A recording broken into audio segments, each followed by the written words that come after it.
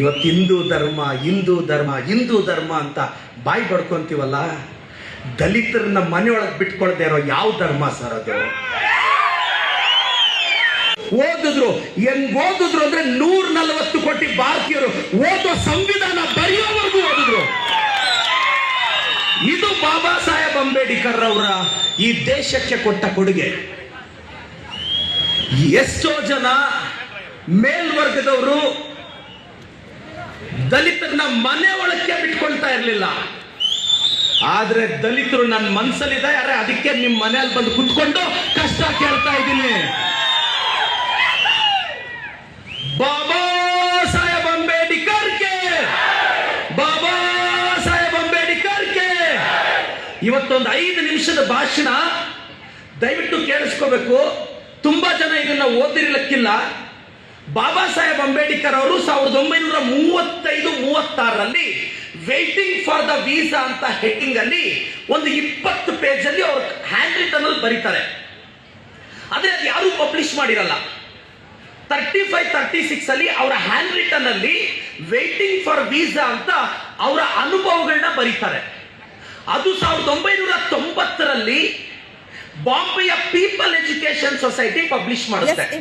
ಅದನ್ನ 94 ಅಲ್ಲಿ Maharashtra government publish ಮಾಡುತ್ತೆ. ವಾಲ್ಯೂಮ್ 12 ಅಲ್ಲಿದೆ. ಆ 20 ಪೇಜ್ ಅಲ್ಲಿ ಏನಿದೆ ಅಂತ 6 ಹೆಡ್ಡಿಂಗ್ಸ್ ಅಲ್ಲಿ ಬಾಬಾ ಸಾಹೇಬ್ ಅಂಬೇಡ್ಕರ್ ಬರೆದಿದ್ದಾರೆ. ಸರ್, ಮೊದಲನೇ ಚಾಪ್ಟರ್ ಅಲ್ಲಿ ಬಾಬಾ ಸಾಹೇಬ್ ಅಂಬೇಡ್ಕರ್ ಹೇಳ್ತಾರೆ ನೋ ಪಿವನ್ ನೋ ವಾಟರ್ ಅಂತ. ಇವರು ಶಾಲೆಗೆ ಹೋದ್ರೆ ಕುಡಿಯಕ್ಕೆ ನೀರು ಕೊಡ್ತಿರಲ್ಲ. ಇವ್ರಿಗೆ ಅಂತ ಮಹರ್ ಜಾತಿಯವ್ರಿಗೆ ಅಂತ ಸಪರೇಟ್ ಒಂದು ಬಾಟಲ್ ನೀರು ಇಟ್ಟಿರ್ತಾರೆ. ಅದನ್ನು ಅವ್ರು ಮುಟ್ಟಂಗಿಲ್ಲ.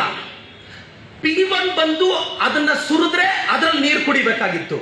ಒಂದೊಂದಿನ P1 ಏನಾದ್ರೂ ಶಾಲೆಗೆ ಬರ್ಲಿಲ್ಲ ಅಂದ್ರೆ ಅವತ್ತೆಲ್ಲ ನೀರು ಕುಡಿಯಕ್ಕೆ ಆಗ್ತಿರಲ್ಲ.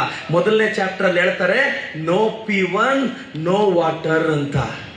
ಇವತ್ತು ಹಿಂದೂ ಧರ್ಮ ಹಿಂದೂ ಧರ್ಮ ಹಿಂದೂ ಧರ್ಮ ಅಂತ ಬಾಯಿ ಬಡ್ಕೊಂತೀವಲ್ಲ, ದಲಿತರನ್ನ ಮನೆಯೊಳಗೆ ಬಿಟ್ಕೊಳ್ದೇ ಇರೋ ಯಾವ ಧರ್ಮ ಸರ್ ಅದು? ಒಳಕ್ಕೆ ಮನೆ ಒಳಕ್ಕೆ ಬಿಟ್ಕೊಂಡು ನಾವು ಮಾಡಕ್ಕಾಗದೇ ಇರೋ ಯಾವ ಧರ್ಮದ ಪ್ರೀತಿ ಅದು? ಅವತ್ತು ಬಾಬಾ ಸಾಹೇಬ್ ಅಂಬೇಡ್ಕರ್ ಅವರು ಫಸ್ಟ್ ಚಾಪ್ಟರ್ ಅಲ್ಲಿ ಇದನ್ನು ಬರೀತಾರೆ. ಇನ್ನೊಂದು ಗೊತ್ತಿರ್ಬೇಕು ನಿಮಗೆ, ಅದೇ ಫಸ್ಟ್ ಚಾಪ್ಟರ್ ಅಲ್ಲಿ ಇನ್ನೊಂದು ವಿಚಾರ ಹೇಳ್ತಾರೆ. ಆಕ್ಚುಲಿ ಅವ್ರ ತಂದೆಯವರು ರತ್ನಗಿರಿ ಡಿಸ್ಟ್ರಿಕ್ಟ್ ನ ದಪೋಲಿ ಅನ್ನೋ ಊರಲ್ಲಿ ಸೆಟಲ್ ಆಗ್ಬೇಕು ಅಂತ ಇರ್ತಾರೆ.